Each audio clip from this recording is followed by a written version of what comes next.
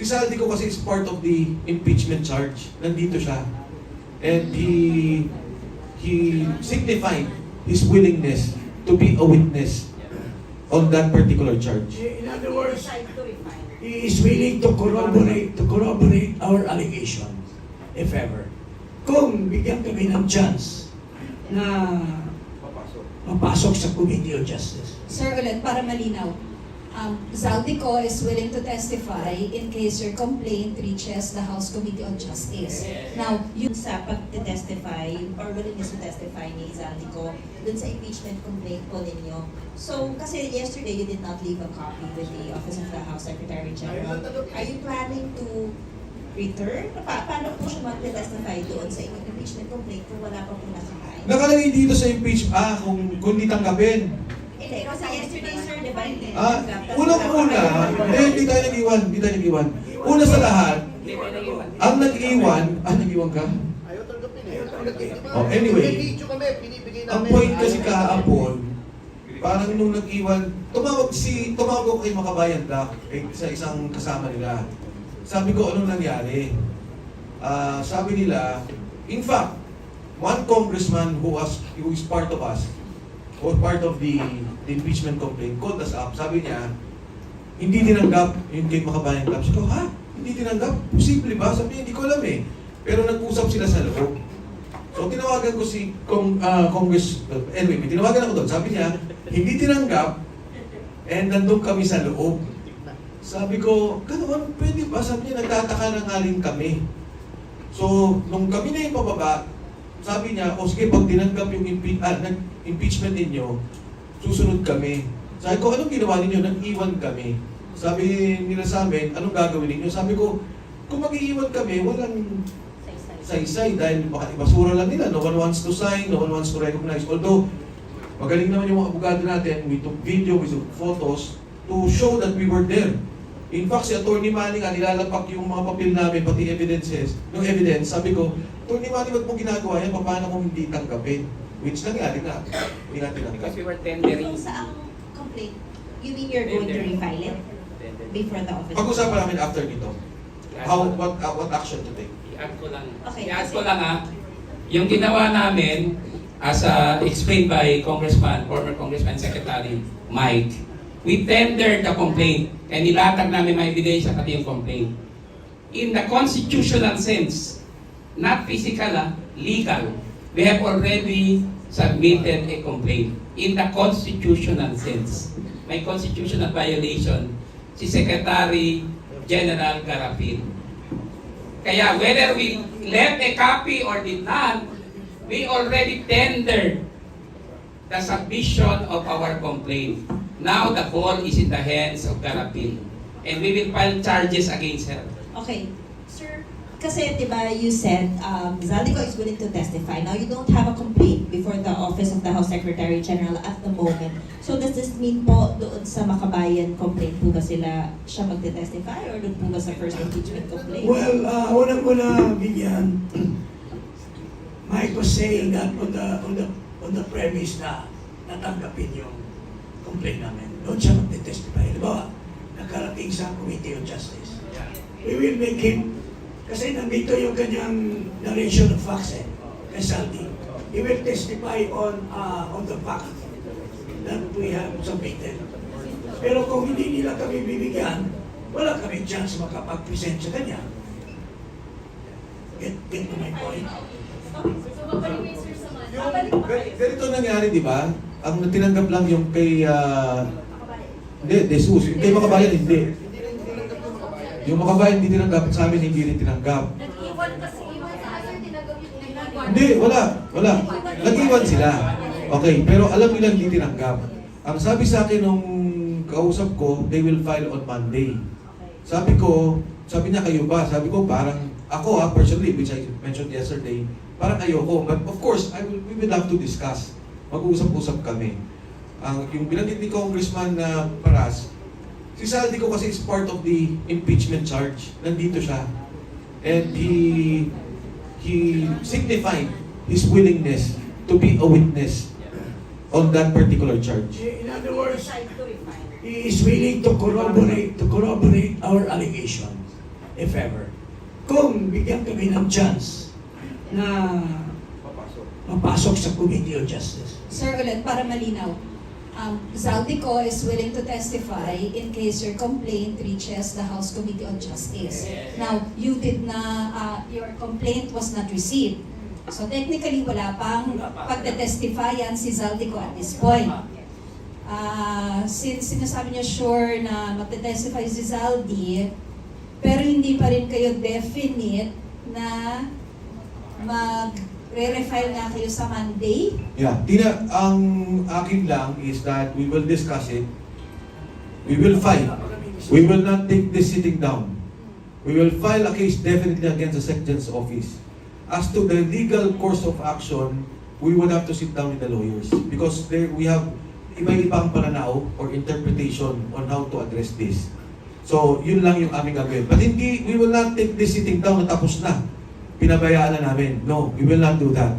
We feel that more than personal, it's our responsibility to the Filipino people to put these charges in play and for the President to answer and to respond doon sa charges namin. Okay, sir. Para lang walang magkamali. Okay. Sure nakakasuhan niyo po si SecGen Chelo Igarafil for violation of the Constitution. Kung ano po ang ipa-file niyo before the Supreme Court, pag-uusapan pa lang. Yes. Okay. With regards to the impeachment complaint against President Bongbong Marcos, pag-uusapan niyo if you will refile Yes. or quits. Kakalimutan niyo na. No, there is an alternative kasi Mike.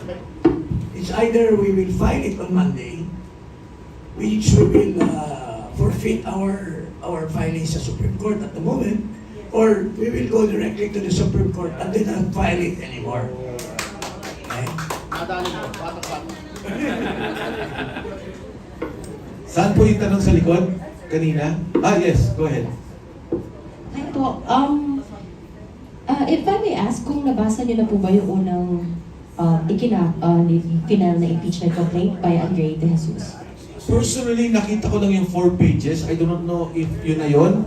Sa mga kasama, I'm not sure. Nabasa niyo na lahat? Nabasa niyo Attorney Mike?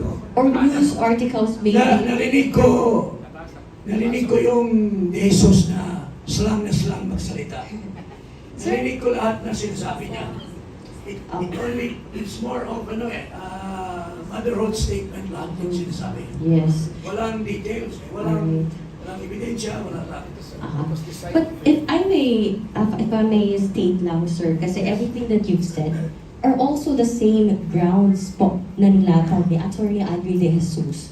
If I may just state lang po kung ano yung mga nilatag niya. Articles, yung sa mga grounds po niya, nilagay po niya doon, culpable violation of the Constitution, betrayal of public trust, at graft and corruption. Particularly, sinabi po niya doon yung pagpapahintulot or isinuko ni PBBM si FPRRD sa ICC nung inaresto po siya. Kabigo ang i-veto yung unprogrammed appropriations. Nakasaad din po doon na nag-commit daw po ng graft and corruption si PBBM dahil sa pagbenepisyo ng kickbacks mula doon sa ghost flood control projects. And sinabi rin po doon yung unfit to serve po bilang Pangulo. Itong si PBBM dahil sa umano'y drug addiction nito, which you also mentioned po kanina. And ang additional nga po doon sa sinabi doon sa articles po ni Attorney Andre is binuo pa nga raw ni BBM yung Independent Commission for Infrastructure dahil umano para protektahan yung kanyang mga kaalyado. So, just to sum up po, basically what we heard this afternoon was also like the same grounds for impeachment po. Inailatag ni Attorney Andre De Jesus. So, if I may ask, kasi I've heard yesterday you call it a weak impeachment complaint and you fear na ito po yung may initiate sa Committee on Justice. But it's also the same articles of impeachment po na nilalatag po ninyo ngayon. Your comment po, Attorney. Yes. Comment.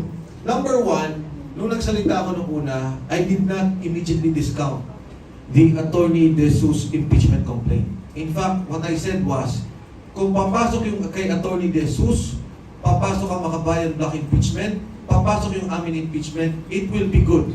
And we can consolidate the impeachment complaints in the Justice Committee hearing.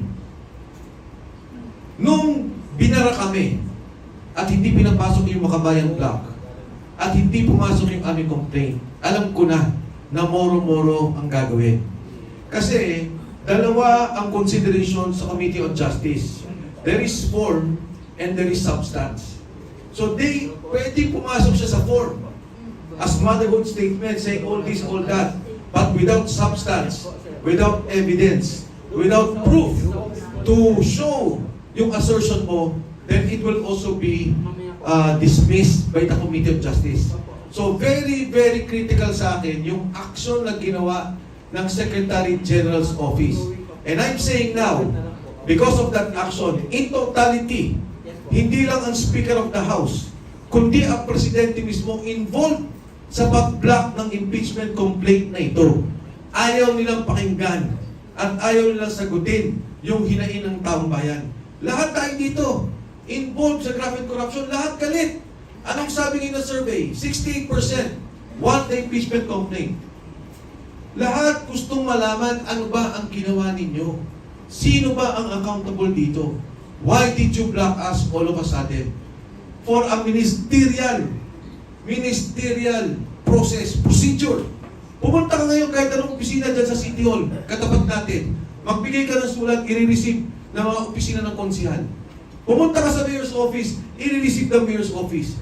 Dito, binabaan kami. Attorney Salonga, Executive Director. Sabi ko, can you receive? I cannot.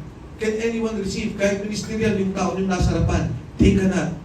It is not only that they are not authorized, but they are rejecting our submission. Walang gustong tumanggap. So I'm saying now, that is a scam. The De Jesus impeachment complaint is a scam. It does not only involve the Secretary General's office, it involves the leadership of the House and the President himself. Thank you. Yes, I want to add, the proper term in law is implicate. It implicates the highest official of the land, the Speaker of the House, the Secretary General, and their cohorts or co-conspirators. This is the first time that this happened. Nung Bautista impeachment, hindi kami blinak. In-accept ang aming impeachment complaint. Wala rin yung section nun. Walang section nun. Ang deputy ang nag-accept ng aming impeachment.